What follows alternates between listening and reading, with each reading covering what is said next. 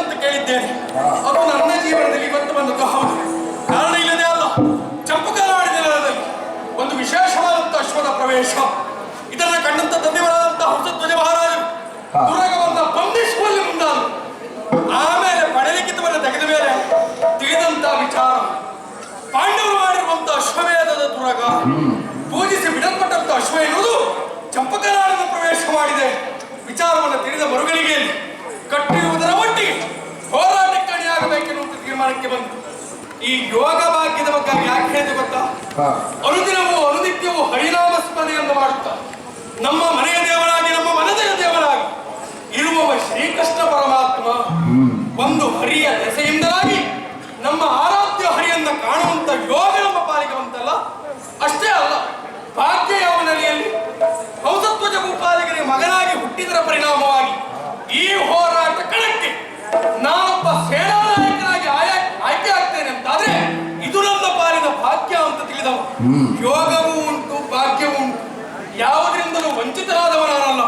ಕೇವಲ ಶಕ್ತಿ ಮಾತ್ರದಿಂದಲೇ ರಣಕ್ಷೇತ್ರಕ್ಕೆ ಹೋಗುವುದಲ್ಲ, ಹಿರಿಯರ ಆಶೀರ್ವಾದವಷ್ಟೇ ಪ್ರಾಮುಖ್ಯತೆಯನ್ನು ಪಡೆದಿದೆ ಎನ್ನುವ ಹಾಗೆ ತಿಳಿದುಕೊಂಡವ.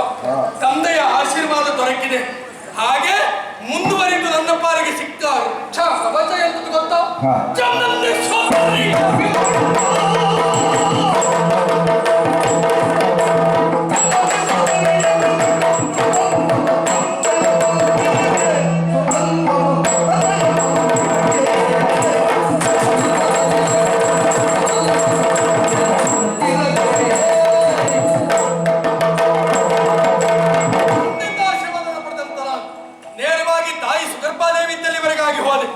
ನಡೆದಿರುವಂತಹ ವರ್ತಮಾನವನ್ನು ವಿಸ್ತರಿಸಿದ ಮರುಗಳಿಗೆ ನನ್ನ ತಾಯಿ ವಾತ್ಸಲ್ಯಪೂರ್ವಕವಾದಂತಹ ಆಶೀರ್ವಾದ ಕವಚವನ್ನು ನನ್ನ ಪಾಲಿಗೆ ನೀಡಿದರು.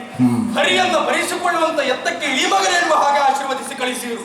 ತಾಯಿಯಿಂದ ಆಶೀರ್ವಾದವನ್ನು ಪಡೆದು ಮುಂದಡಿಯನ್ನ ಇಡುವಂತ ಸಂದರ್ಭ ತಂಗಿಯಾದಂತ ಕೊಲೆ ಮಂಗಳಾರತಿಯನ್ನು ಎತ್ತಿ ಹಿಡಿದು ನನ್ನ ಪಾಲಿಗೆ ಶುಭದ ಹಾರೈಕೆಯನ್ನು ಹೇಳಿದ್ದಾಳೆ.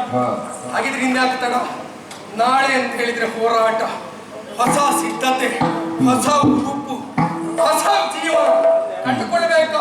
ರಣಕ್ಷೇತ್ರಕ್ಕೆ ಹೋಗಬೇಕೆನ್ನುವಂತ ತೀರ್ಮಾನ ನಮ್ಮವರಿಗೆ ವಿಚಾರ ಹೊರಡ್ತಾರೆ.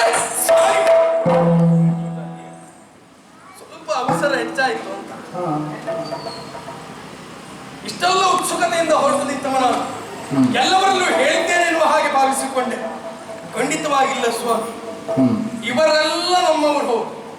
ಆದ್ರೆ ನನ್ನನ್ನೇ ನಂಬಿರುವಂತಹ ಜೀವ, ನನ್ನ ಮಡದಿಯಾದಂತಹ ಪ್ರಭಾವತಿ, ಅವಳಲ್ಲಿ ವಿಚಾರವನ್ನ ಹೇಳದೆ ಹೋದೆ ಅಂತಾದ್ರೆ ನಾನೊಬ್ಬ ಅಪರಾಧಿ ಅಂತ ಆಗುವುದಿಲ್ಲ. ಅದಕ್ಕೆ ಆ